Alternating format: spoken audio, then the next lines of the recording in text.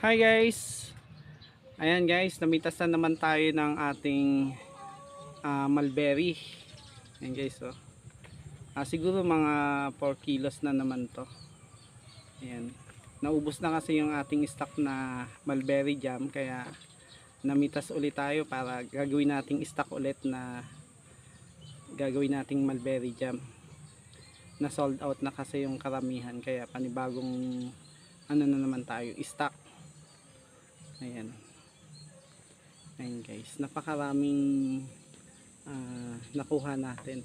Tapos marami pang mga natitira dyan sa likod natin na akala natin hindi walang bunga, pero pag pinitas natin napakarami pala.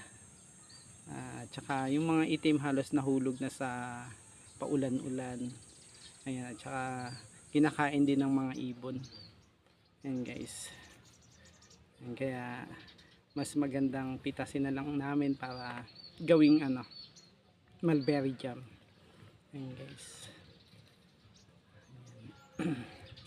Siguro after 3 days ulit mamimitas tayo para gawin na ulit natin ng mulberry jam.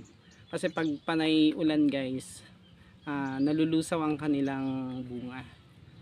Lalo na pag mga gantong itim na itim, madali nang malusaw yan.